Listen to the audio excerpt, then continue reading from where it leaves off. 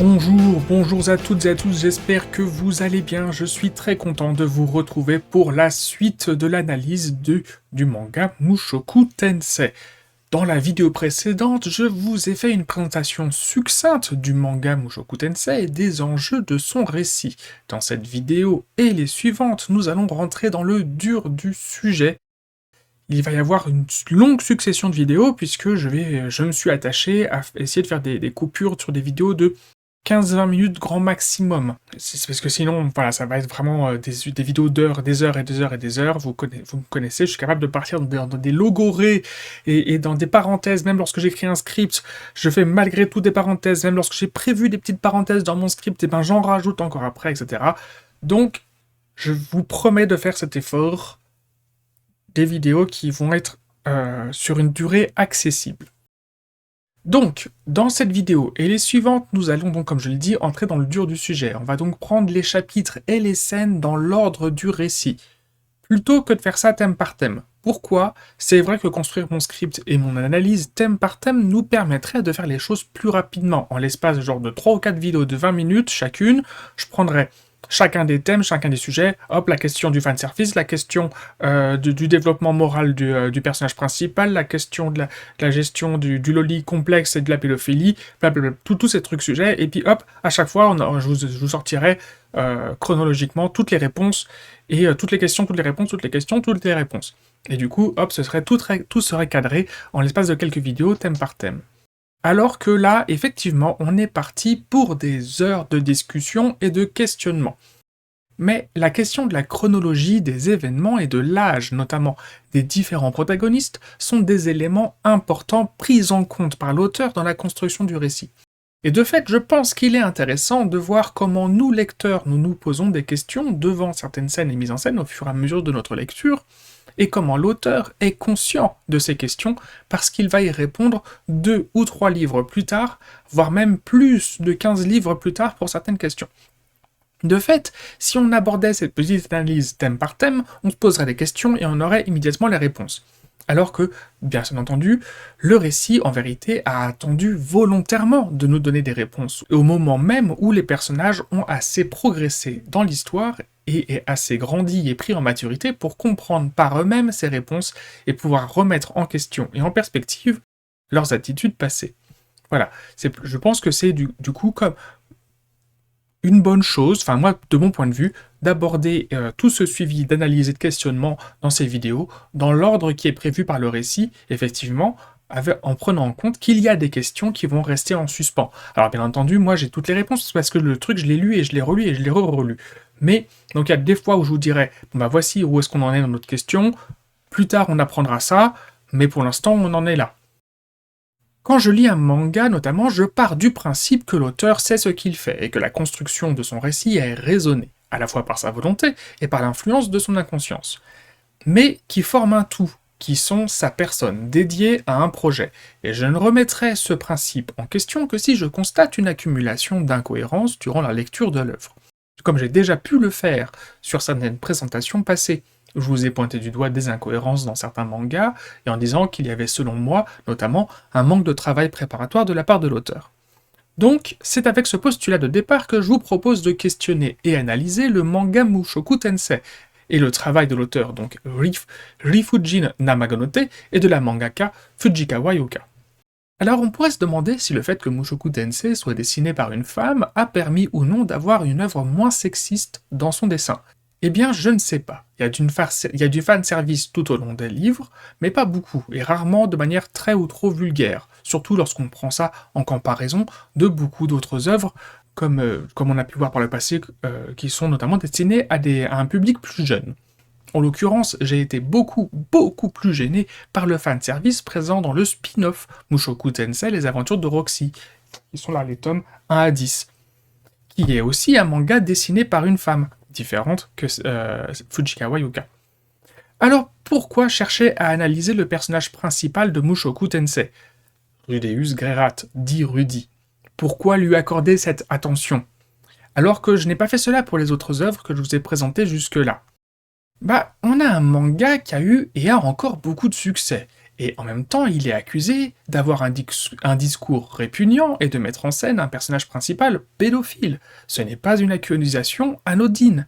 Et puis on a vu dans les vidéos précédentes que la sexualisation des adolescentes et des jeunes filles était quelque chose d'ultra présent dans les mangas pour ados. Je rappelle à nouveau, là on est sur un manga qui est destiné à un public mature et jeune adulte. Alors, pourquoi c'est Mushoku Tensei qui se fait pointer du doigt, plus que les autres? Qu'est-ce qu'il a de pire? En plus, moi je lui ai donné une excellente note de 17 sur 20, et je vous ai suggéré sa lecture. Comme ce manga semble poser problème, étant donné les polémiques accusant le personnage principal de pédophilie, notamment à la sortie de son animé, nous allons donc nous attacher à voir comment est traité ce personnage, là en introduction du manga, et comment il va évoluer dans la suite du récit. Nous verrons ensuite beaucoup plus tard comment l'animé a géré cela. Alors voilà, cette petite introduction terminée, maintenant attaquons la lecture du premier tome de Mushoku Tensei.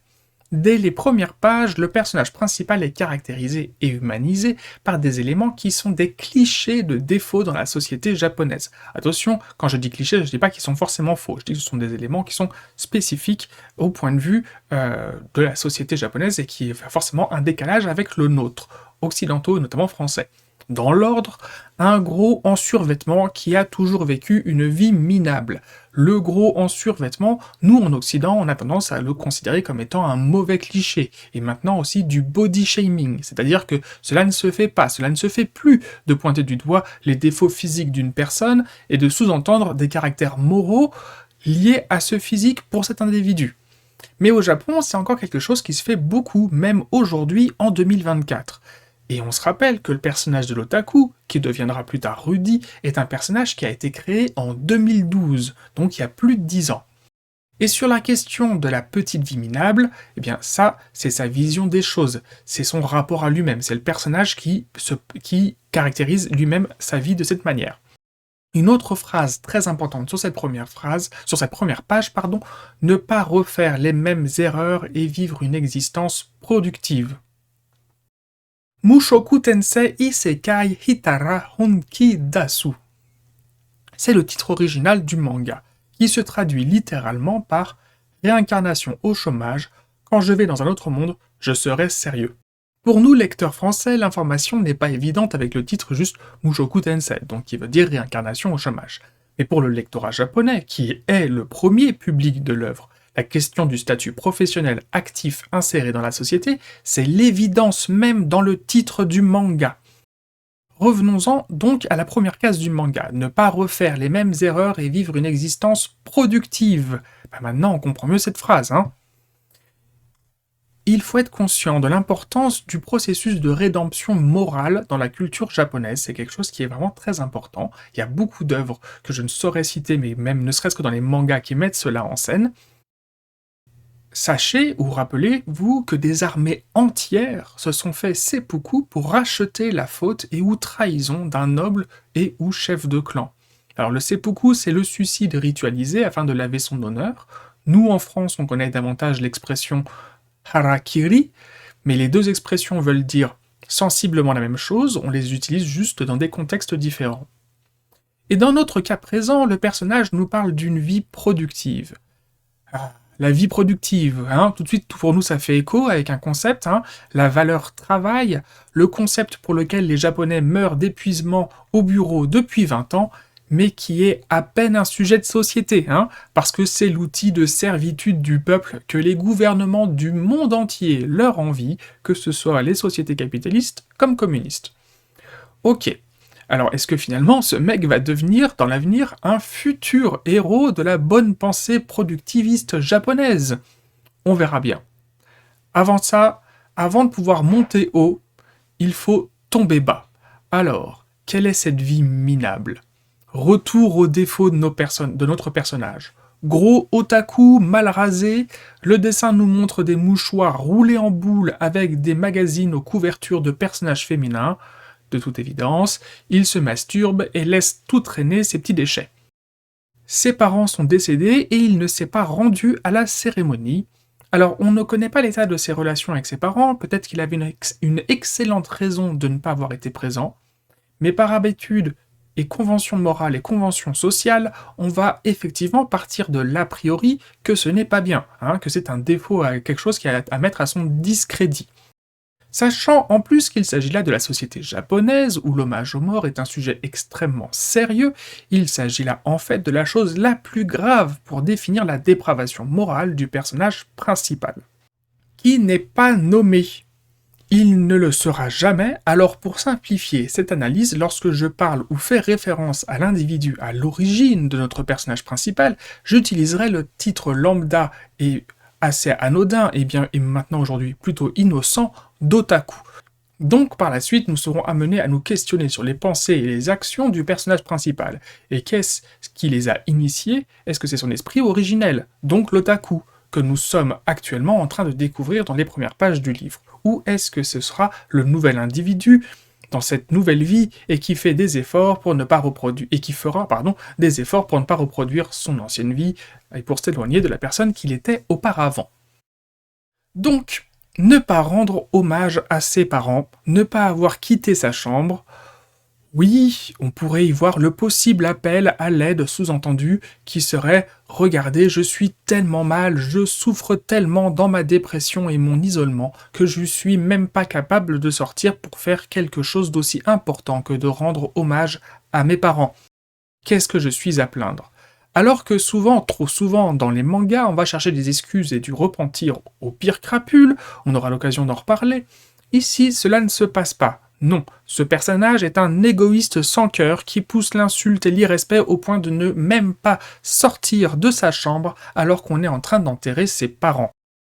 Entendez bien, on est en fait là sur quelque chose d'extrêmement grave du point de vue de la société et de la morale japonaise. Ce n'est pas du tout quelque chose d'anodin. C'est plus grave que le fait qu'il soit un NEET, N-E-E-T. Alors qu'est-ce qu'un NEET? NEET signifie Not in Education, Employment or in Training, c'est-à-dire ni étudiant, ni employé, ni en formation. Cela désigne les individus introvertis, souvent célibataires, non insérés dans le système éducatif ou n'ayant aucune vie sociale ou professionnelle, avec le sous-entendu qu'ils ne font aucun effort pour changer cet état de fait. Mais en 2014, parce que là le manga a été adapté en 2014, le light novel c'était 2012, en 2014 on est bien obligé de spécifier que le personnage est un NEET, puisque l'otaku, il est progressivement déjà à cette époque en train de sortir de l'ombre de la honteuse inadaptation sociale. C'est comme le fait d'être un geek dans la société anglophone, grossièrement, je fais le parallèle. Maintenant, si vous voulez qu'un personnage soit un cassos, on dit plus que c'est un geek, parce que maintenant c'est un peu à la mode, là, des fans des comics Marvel et tout ça. Là, on dit que c'est un nerd. Dans le cadre du Japon, avant 2010, dire qu'un personnage était un otaku, c'était suffisant pour sous-entendre tout un tas de défauts plus ou moins clichés. Mais comme depuis, il y a quelques célébrités et sportifs de haut niveau qui se sont revendiqués otaku, fans hardcore de Détective Conan, Dragon Ball ou Pokémon, voilà, maintenant c'est un peu difficile de qualifier quelqu'un de manière très négative en disant juste que c'est un otaku. Donc maintenant, pour qualifier un personnage de pur loser, oui, de base, c'est un otaku, mais c'est surtout un NEET. Concernant le personnage principal, j'ajouterais que je ne pense pas que le fait que ce soit un otaku puisse définir un certain manque de maturité émotionnelle et sexuelle. Oui, c'est un cliché qui y a souvent été associé. Sauf que dans le cas présent, il est spécifié que le personnage a 34 ans, c'est-à-dire nettement plus de 30 ans, et je suis intimement convaincu que nos goûts et nos intérêts pour un certain type de partenaire romantique et sexuel progressent parallèlement à notre âge. Mais, gardons en tête que cela est aussi influencé par notre environnement, et que dans notre cas présent, et cela confirmé dans certaines des présentations de manga que je vous ai déjà faites. Au Japon, les magazines et les éditeurs n'ont aucun scrupule à hyper-sexualiser des adolescentes et des personnages mineurs pour faire de l'argent. Donc on garde ça en tête, vis-à-vis des penchants et attraits sexuels du personnage. A priori, oui, il est fort probable qu'il se masturbe sur des représentations et des mises en scène de jeunes filles, collégiennes et lycéennes, en tout cas des mineurs, ou des personnes majeures mais qui se font passer pour mineurs dans la mise en scène des photos qui sont prises. Les maisons d'édition les sexualisent sur les posters, les figurines et toutes sortes de goodies. Et une quantité astronomique de doujins les mettent en scène dans des dessins pornographiques. Rappelez-vous, les doujins, ce sont des mangas amateurs. Vous tapez doujin sur internet, je vous promets que vous allez d'abord tomber sur des sites avec des doujins de cul et des mises en scène et des dessins érotiques ou pornographiques, plutôt que sur des gens qui vont faire des histoires plus conventionnelles, plus lambda. Donc oui, mon a priori est que cet homme ici, notre otaku, est consommateur de ce type de contenu.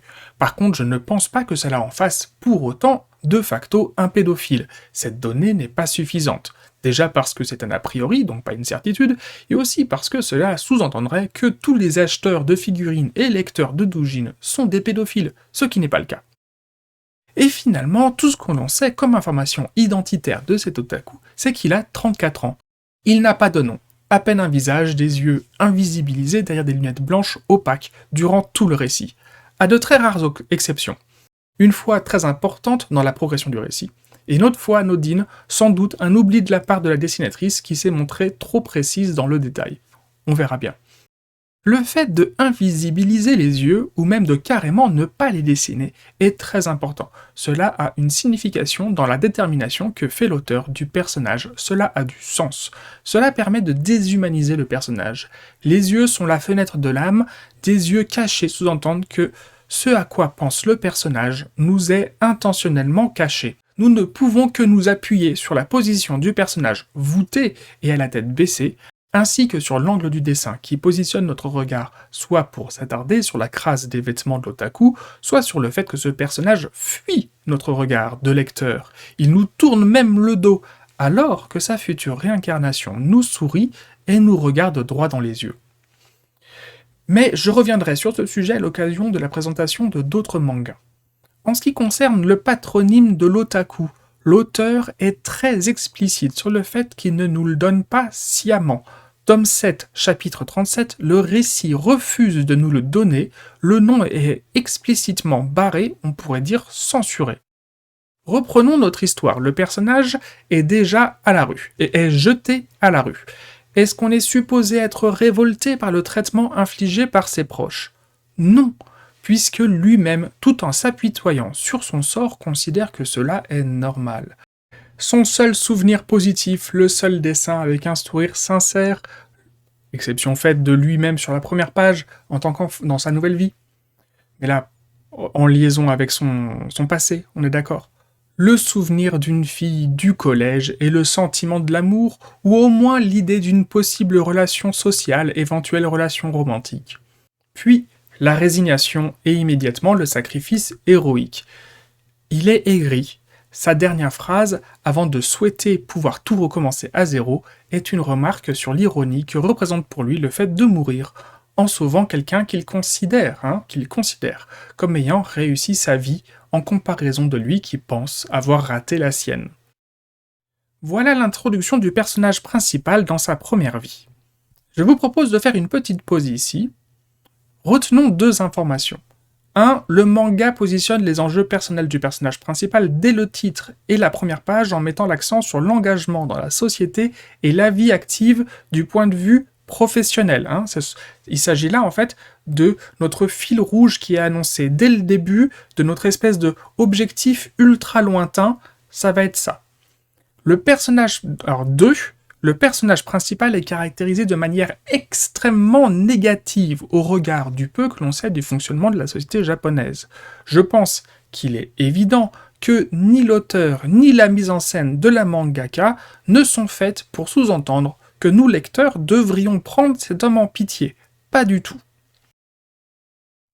Dans la prochaine vidéo, nous allons pouvoir aborder immédiatement le fait comment ça se passe à partir du moment où il est réincarné et plein de questions sur sa personnalité en passant de son état d'individu de 34 ans au jeune petit bonhomme, jeune petit bambin. Je vous remercie pour votre attention et je vous dis à très bientôt. Ciao ciao.